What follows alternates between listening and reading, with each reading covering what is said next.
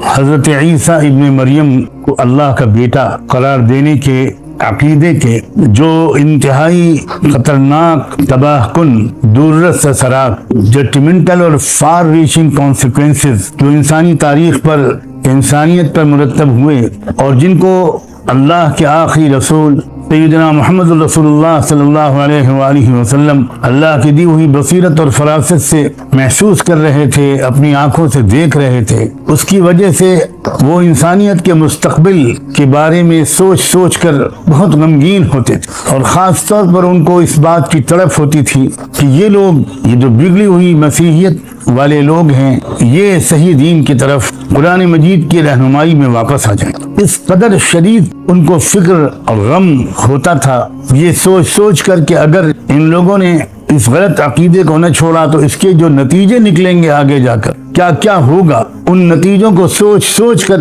اللہ کے رسول کے قلب کی جو حالت ہوتی تھی اس کے بارے میں اللہ نے خود ان کو مخاطب کر کے ارشاد فرمایا کہ یہ لوگ اگر اس کتاب اور رہنمائی پر ایمان نہیں لائیں گے تو اس کے جو نتیجے نکلیں گے، اور عیسیٰ ابن مریم کے خدا کے بیٹے والے عقیدے پر اگر یہ لوگ جمے رہیں گے اور اس کے جو نتائج مرتب ہوں گے پورے عالم انسانیت پر، کیا تم اس کو سوچ سوچ کر، ان نتیجوں کو سوچ سوچ کر اپنی جان دے دو گے؟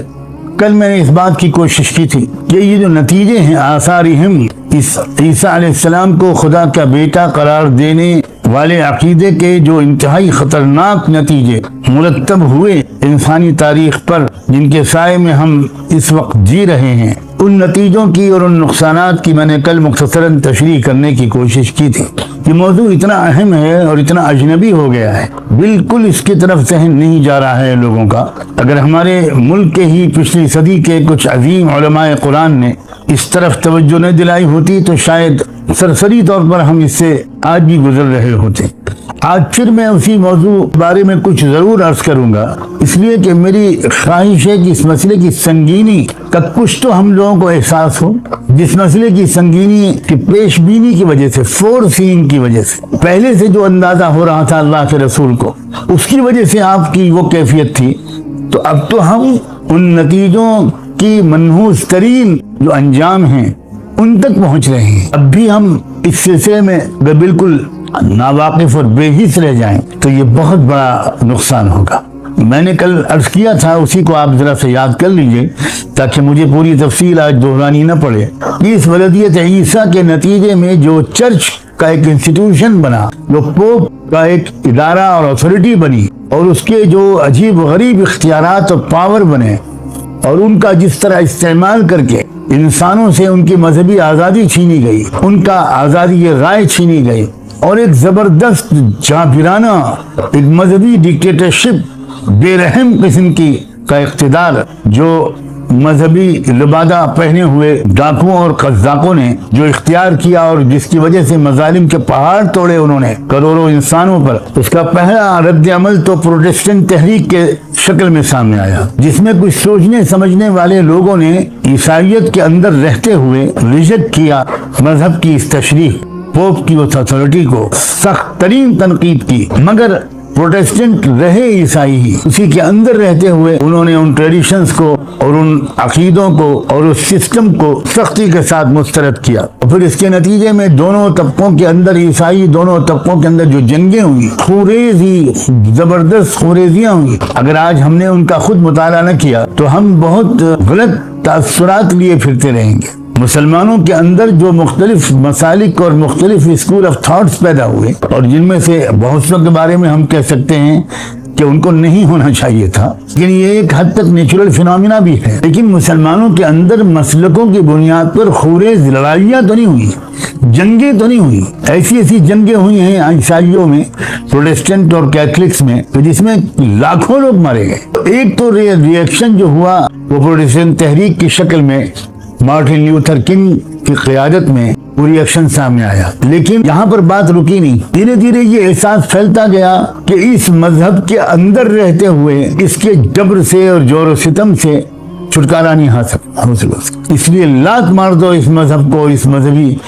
پورے نظام کو۔ باغی بن کر کھڑا ہو گیا مشرقی یورپ۔ مشرقی یورپ نے پروٹسٹنٹ تحریک کو کافی نہیں سمجھا، اس کو بالکل قبول نہیں کیا، بلکہ آل ٹوگیدر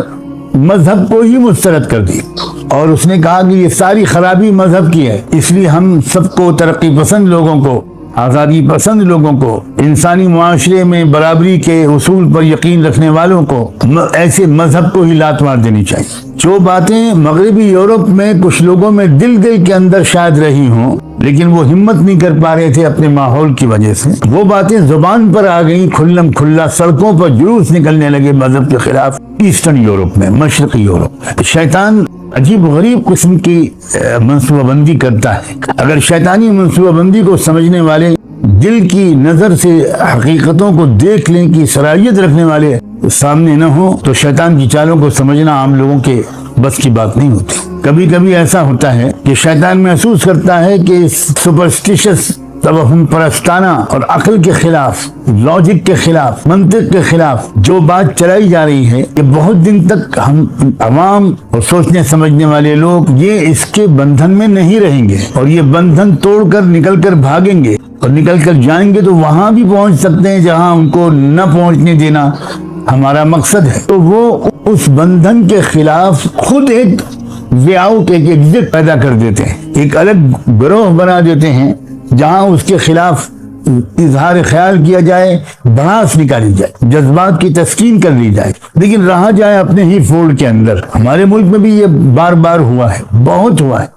ہمارے ملک میں تو یہ جتنا ہوا ہے شاید یہ دنیا میں کہیں ہوا ہوگا۔ اسلام کی صاف ستھری تعلیمات جب ہمارے ملک میں آئیں اور یہاں اس بات کا خطرہ محسوس ہوا کچھ ٹھیکیداروں کو، کچھ لوگوں کو جنہوں نے ہزاروں سال سے اس ملک کے بھولے بھالے کروڑوں عوام کو اپنا غلام بنا رکھا تھا اور سوچنے سمجھنے پر پابندی لگا رکھی تھی،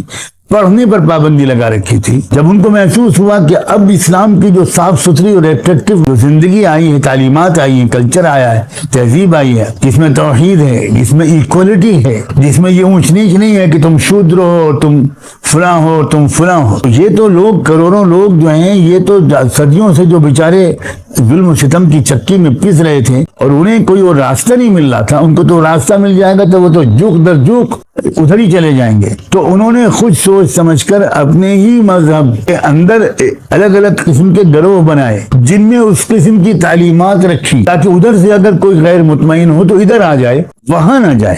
آریہ سماج جو ہمارے ملک میں بنایا گیا اس کا بنیادی مقصد یہی تھا، اس لیے کہ جب لوگوں نے دیکھا توحید کو، واقعی یہ بات جو یہ مسلمان کہہ رہے ہیں اور جس پر ان کا یقین ہے، یہ بہت صحیح بات ہے کہ بھئی ساری دنیا کا،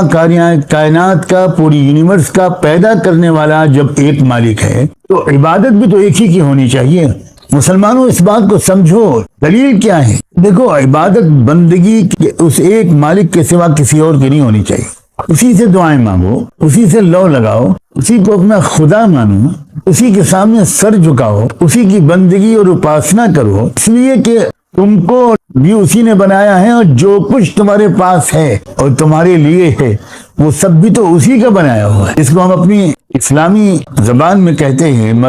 کہ جب رب ایک ہے تو الہ بھی ایک ہی ہونا چاہیے۔ یہ کیسا تم ستم کرتے ہو، یہ تو مانتے ہو کہ رب ایک ہے لیکن الہ کئی مانتے ہو، یہ کتنی نہ سمجھی کی بات۔ یا تو تم یہ ثابت کر دو کہ رب کئی ہے، یہ ثابت کر دو کہ عربوں کا پیدا کرنے والا کوئی اور خدا ہے، بھارت کے رہنے والوں کا پیدا کرنے والا کوئی اور خدا ہے، سورج کا نکالنے والا کوئی اور ہے، بارش کا برسانے والا کوئی اور ہے، تو پھر تم سب کو الہ مانو، لیکن تم یہ ثابت نہیں کر سکتے۔ تو جب بات اتنی لاجیکل ہے تو اب لوگوں کو اس سے روکنے کے لیے کچھ ترکیبیں چلی لوگوں نے، انہی میں سے ایک ترکیب یہ تھی کہ ادھر مت جاؤ، ادھر دیکھو ہم بھی تو کہہ رہے ہیں کہ مورتی پوجا کرنا غلط ہے، چنانچہ آریہ سماج نے بڑی زور و شور سے ہمارے ملک کے اندر یہ آواز اٹھائی، ہم مورتی پوجا کا قائل نہیں ہیں، غلط ہے مورتی پوجا، ویداز نے نہیں سکھائی مورتی پوجا۔ اب سناتن دھرمی کہہ رہے ہیں کہ ویداز مورتی پوجا سکھاتے ہیں، تو میں یہ عرض کر رہا ہوں کہ دنیا میں یہ بار بار ہوا ہے، یہی قصہ وہاں بھی ہے جس پر ہم لوگ اس وقت گفتگو کر رہے ہیں۔ ہو سکتا ہے کہ پروٹسٹنٹ تحریک خود عیسائی دماغ نے ہی بنائی ہو، یعنی شیطان نے خود عیسائیوں ہی کے دل میں یہ بات ڈالی ہو کہ بھئی ایک ایسا گروہ بنا دو، تو اس کے جو نتیجے نکلے وہ ایسے بھیانک نتیجے نکلے، کتنی جنگیں، کتنی لڑائیاں، کتنی ریسورسز برباد ہو گئے، ضائع ہو گئے، کتنی صلاحیتیں ضائع ہو گئیں، کتنی خوبصورت ہوتی دنیا اگر دنیا اس صحیح دین کے اوپر چلتی رہتی، جو عیسیٰ علیہ السلام اللہ کی طرف سے لے کر آئے تھے. اور پھر اسی کے نتیجے میں ابھی آگے آپ کو قرآن مجید کی جو اگلی آیت ہے انا جعلنا ما علی الارض زینۃ لها لنبلوہم ایہم احسن عملا، اس آیت میں اللہ تعالیٰ نے یہ ارشاد فرمایا ہم نے اس زمین میں جو کچھ بھی بنایا یہ تو اس کو ایک ڈیکوریٹ کرنے کے لیے بنایا. ہمارا مقصد تو اس دنیا کی تخلیق کا یہ ہے لنبلوہم ایہم احسن عملا، ہماری مرضی یہ ہے کہ انسان کی اصل توجہ اپنے اوپر ہو نہ کہ مٹی پر. انسان اپنے کو بہتر سے بہتر بناتا چلا جائے یہ اس کی توجہ کا مرکز ہو، دنیا کو بہتر سے بہتر بناتا چلا جائے یہ ہمارا تخلیقی منصوبہ نہیں ہے. لیکن آپ غور کریں کہ جب مذہب کا غلط تصور کی وجہ سے لوگوں نے مذہب کو اتار کر پھینک دیا تو خود بخود ان کی توجہ اپنی روحانیت کی طرف سے ہٹ کر، اپنے من کی طرف سے ہٹ کر تن اور دھن کی طرف لگ گئی. تو یہ جو مادیت پھیلی، یہ جو مال کی پوجا پھیلی، یہ جو انسان کا ویلیوز اور قدروں کی طرف سے توجہ ہٹ گئی، پوری دنیا کے اربوں انسانوں کی توجہ ہٹ گئی. ایسا لگتا ہے کہ